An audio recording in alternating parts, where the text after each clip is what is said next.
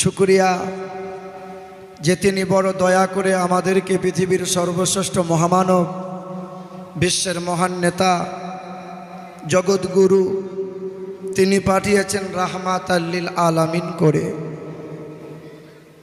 যিনি আমাদেরকে পৃথিবীর সর্বশ্রেষ্ঠ কিতাব ঈমান, সর্বশ্রেষ্ঠ কিতাব দিয়েছেন, সর্বশ্রেষ্ঠ ঈমান দিয়েছেন, সর্বশ্রেষ্ঠ নবী দিয়েছেন, আর সর্বশ্রেষ্ঠ মুসলমান ঘরে আমাদেরকে পাঠিয়েছেন।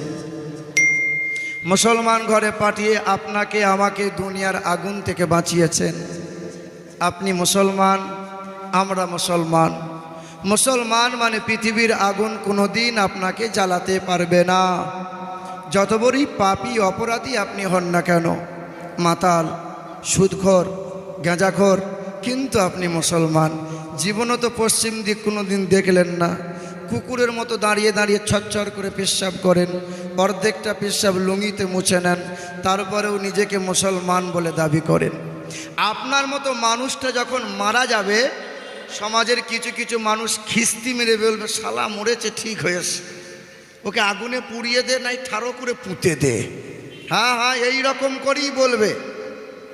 আপনার যে অন্যায়, আপনার যে পাপ, কিন্তু এই গ্রামের এই সমাজের বুদ্ধিজীবী মানুষ যারা, তারা বলবে না, বাপ মুসলমান ছিল, দাদু মুসলমান ছিল, নাম তার মুসলমান ছিল, আমাদের কর্তব্য গোসল করিয়ে তাকে জানাজা পড়িয়ে কাপন দাপন করিয়ে কবরস্থ করে দে। পাপ করেছে মালিক তার শাস্তি দেবে, কেউ তারে আগুনে পোড়াবে না। সেই মহান মালিক ডাকলেই সেই মালিকের ডাকে সাড়া দিতে হবে, দেরি করা যাবে।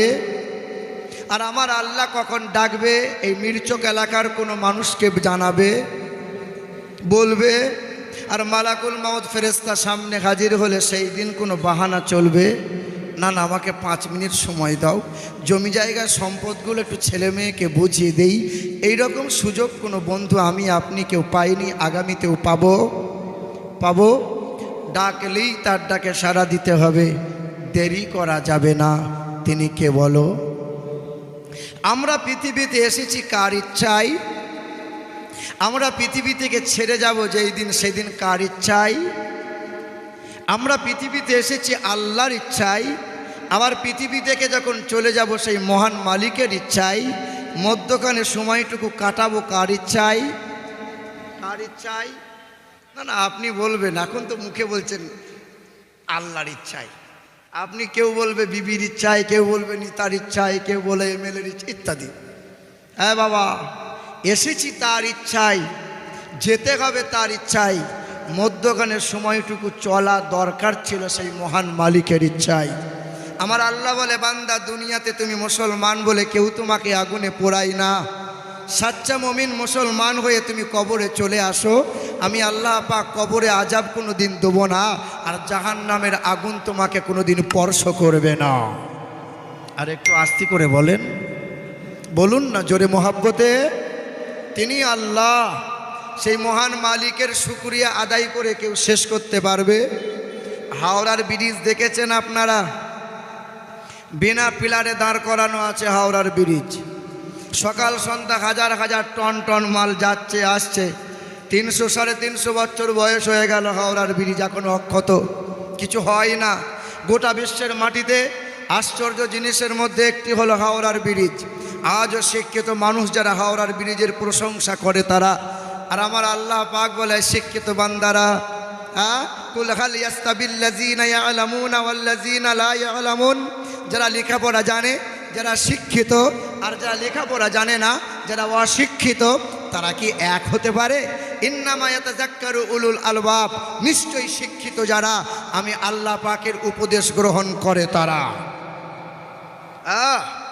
আমার আল্লাহ পাক বলে, বান্দারা, সাবা সামাওয়াত, তুমি দুনিয়াতে বিনা পিলারে দাঁড় করানো আছে হাওড়ার ব্রিজের এত প্রশংসা করো, আর আমি আল্লাহ পাক বিনা পিলারে 7 আসমানকে দাঁড় করিয়ে রাখলাম, যে আসমানে কোনো ছিদ্র নাই। পৃথিবীর বৈজ্ঞানিকরা বারবার যাই মহাশূন্য আকাশের শেষ সীমানা দেখতে পাই না। আমি আল্লাহ পাক আকাশে রাস্তা বানিয়েছি, যে রাস্তা দিয়ে চন্দ্র চলে, সূর্য চলে, তারকা চলে। কখনো অ্যাক্সিডেন্ট হয় না। আলাম নাজআলিল আরজা মিহাদা, জমিনকে বিছানার মতো বিছিয়ে রেখেছি। ওয়াল জিবালা আওতাদা, বড় বড় পর্বতমালা দিয়ে জমিনে খুঁটো গেড়েছি যাতে জমিন নাড়াচাড়া না করে। আমি আল্লাহ পাকের শুকরিয়া কি আদায় করবি না? এ বাবাজিরা ভাইর আমার, সেই মহান মালিকের দরবারে কালামে শুকরিয়া আদায় করে সকলে উচ্চ স্বরে বলি আলহামদুলিল্লাহ। তারপরেই শতকোটি দরুদ আর সালাম।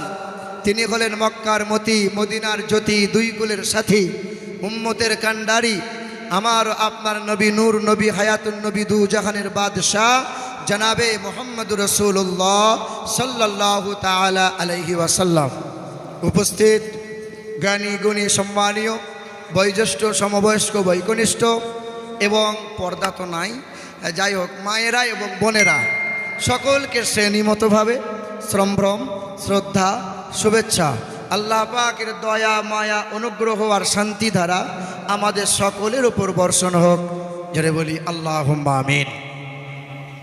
দয়া রসুল সাল্লাল্লাহু তাআলা আলাইহি ওয়াসাল্লামের আগমন দিবস উপলক্ষে 3 রাত্রিব্যাপী নবী দিবস উপলক্ষে জীবনী আজ এই কারবালা মির্চক সরজমিনে জালসার কমিটি বিন্দু যারা শ্রম মেহনত সময় দিয়েছে, যারা আন্তরিক শ্রদ্ধা জানাই, শুভেচ্ছা জানাই এবং আল্লাহ পাকের শান্তি ধারা এবং আল্লাহ পাকের হায়াতে দারাজ ওই সমস্ত বান্দাদের উপর বর্ষণ করুক।